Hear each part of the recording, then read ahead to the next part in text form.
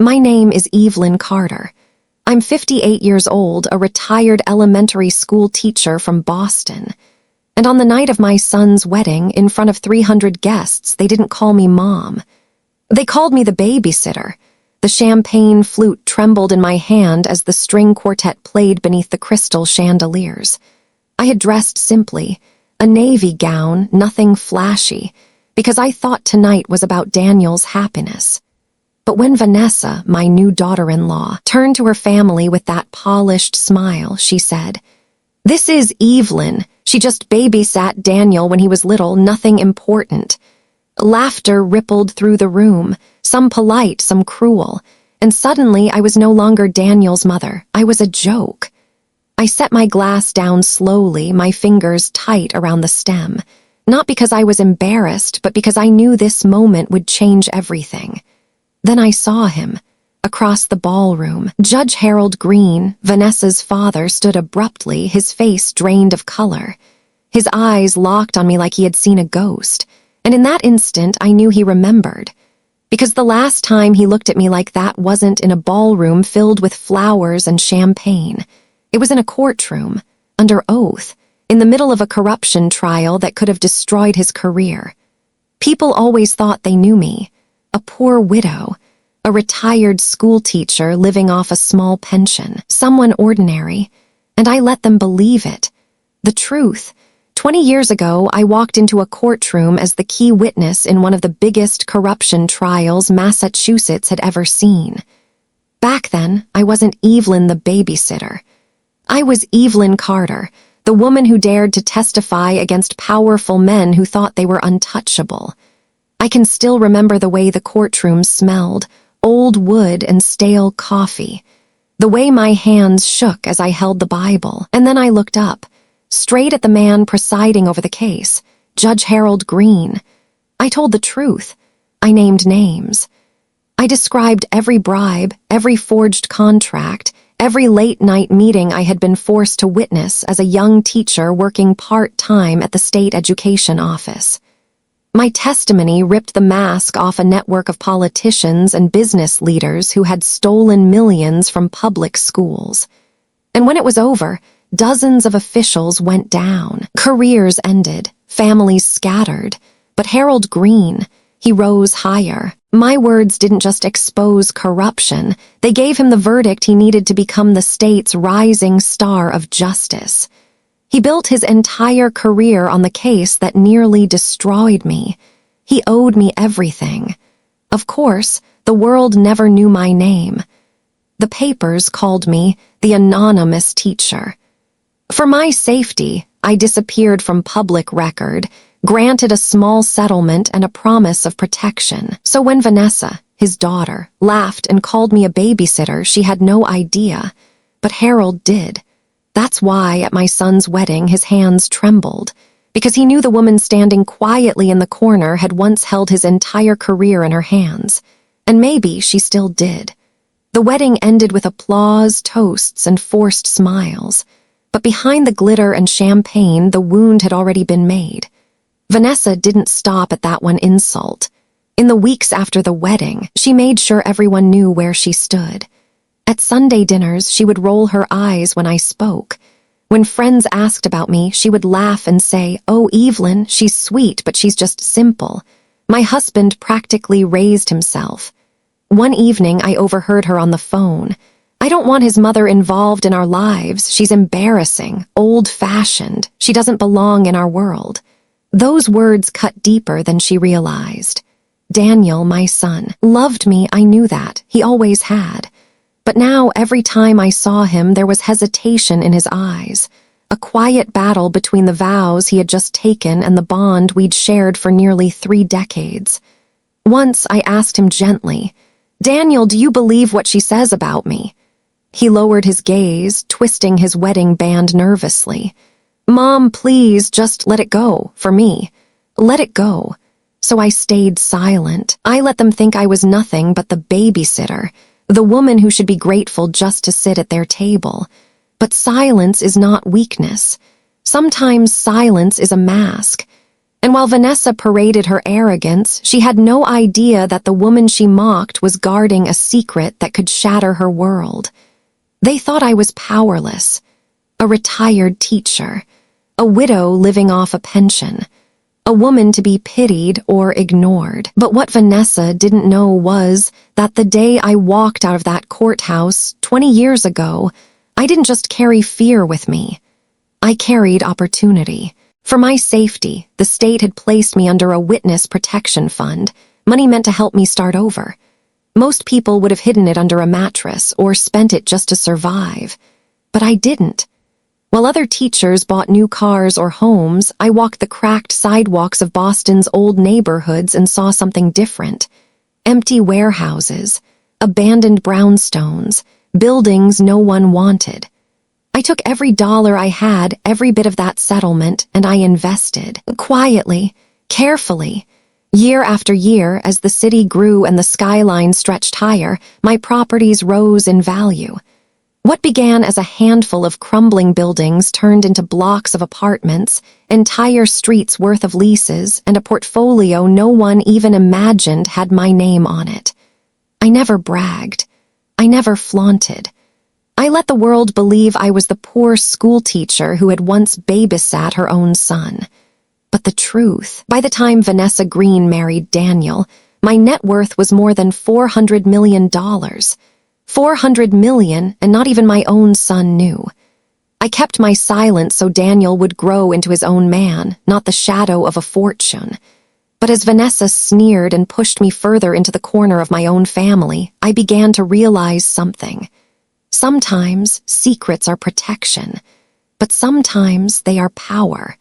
And mine was about to change everything. It started subtly. Little comments over dinner, casual questions about family transparency. But soon Vanessa stopped pretending. One evening, she sat across from me at the long mahogany dining table, her lawyer at her side, Daniel caught helplessly in between. Her voice was smooth, practiced, almost polite. "Evelyn, if we're all family now, shouldn't we be open about finances? After all, Daniel and I are building a future. We need clarity, don't you think?" The lawyer slid a folder toward me. A financial disclosure agreement. Daniel's eyes darted nervously between us. He whispered, "Vanessa, maybe this isn't." But she cut him off with a smile. "Sweetheart, if your mother has nothing to hide, then she has nothing to fear." I said nothing. I simply reached into my bag and pulled out my own folder. I slid it across the table. Not thick, just a few pages, but every line was a blade. Daniel opened it first, his face drained of color. Inside were bank statements and credit reports, proof that Vanessa had opened secret credit lines under Daniel's name, racking up debts behind his back.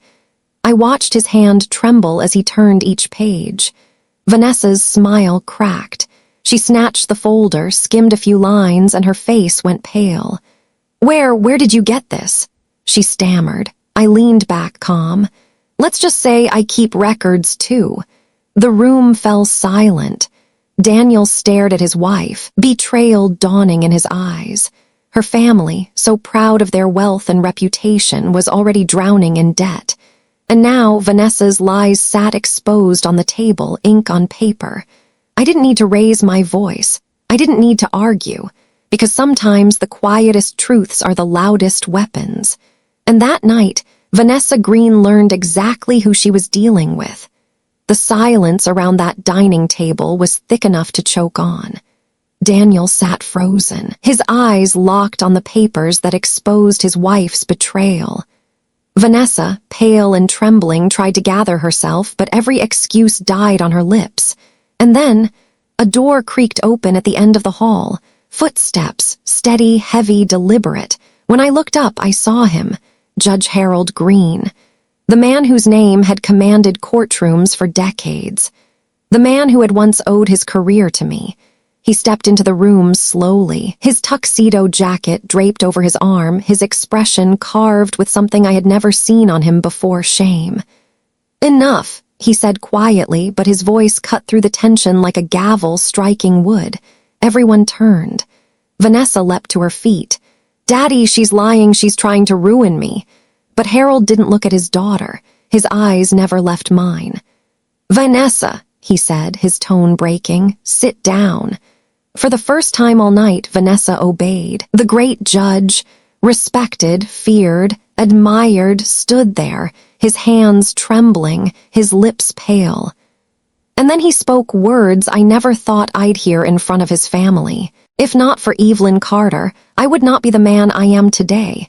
My career, my reputation, my very seat on the bench, it all began with her testimony. Gasps rippled through the room. Daniel turned to me, stunned. Vanessa's face drained of color. Harold's voice grew heavier, as if each word carried the weight of 2 decades. She was not a babysitter. She was not a nobody. She saved this state's justice system when others were too afraid to speak, and I owe her everything. His confession hung in the air, undeniable. The proud Green family, so sure of their superiority, was suddenly small, exposed, humbled. And for the first time in years, I saw fear flicker in Vanessa's eyes, because now she understood. The woman she had mocked was the woman her father could never repay. For a long moment, the only sound in the room was the crackle of the fireplace. Vanessa sat stiffly in her chair, clutching the folder of her own lies. Daniel's face was pale, caught between disbelief and heartbreak, and me, I finally let the silence do its work. Then slowly I spoke. "Vanessa," I said evenly, "you wanted my finances, you wanted transparency." I leaned forward, my eyes never leaving hers. "Fine, here's my condition." I slid a single sheet of paper across the table, already prepared, already waiting. A legal document. "You will sign this tonight. You will relinquish any claim, now or in the future, to my estate, my assets, or my investments. Everything I have belongs to me, and when the time comes, to Daniel, not to you." Her mouth opened, then closed. The color drained from her face. "If you refuse," I continued, my voice calm, steady, merciless, "I will not only reveal your hidden debts, I will make public every financial weakness your family has tried to bury. The loans, the defaults, the private deals propped up by your father's name, all of it." Daniel's eyes widened. He looked at his wife, then at me, realization dawning that the woman he had married was not a partner but a liability. Vanessa's fingers trembled on the pen. You can't," I interrupted softly. "Oh, I can and I will." Her father, Judge Green, lowered his gaze. For once, the man who had commanded so many courtrooms said nothing, because he knew I was telling the truth. Finally, Vanessa picked up the pen. The scratch of ink on paper was louder than thunder. When she slid the signed page back to me, her hand shook. I folded it carefully, slipped it into my folder, and leaned back with the faintest smile. "Good," I said. "Now we understand each other."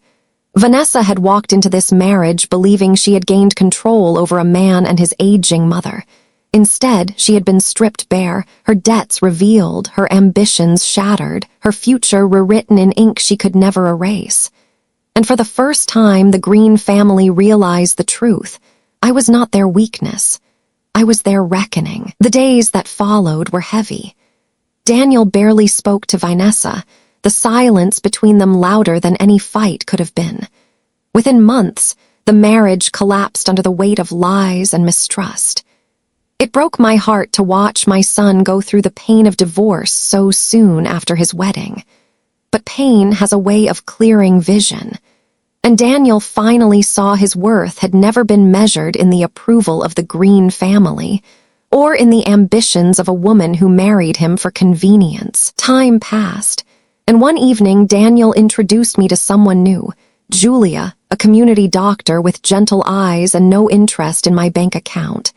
She shook my hand warmly and asked me about my years as a teacher, not about investments or inheritance.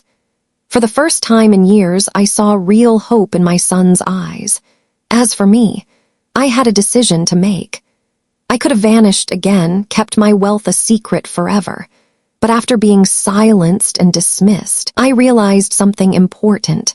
Hiding wasn't humility, it was surrender, so I stepped forward. I went public with a portion of my fortune, not in flashy headlines, not with penthouses or yachts. Instead, I created the Carter Scholarship Fund, a program for underprivileged children in Boston, so kids like the ones I used to teach would never be forgotten. The rest of my assets, they remained guarded, private, not a prize for opportunists, but a legacy for my son and the generations to come. And when reporters asked why I finally came forward, I gave them the only answer that mattered. For years, I stayed silent so my son could grow without the shadow of money. But sometimes, silence is not humility. Silence is the sharpest weapon of all. Evelyn standing on the steps of a Boston school, children laughing around her, while behind her the city skyline glows golden. Her voice fades out. My name is Evelyn Carter. They called me the babysitter. But in the end, I was the one holding the pen.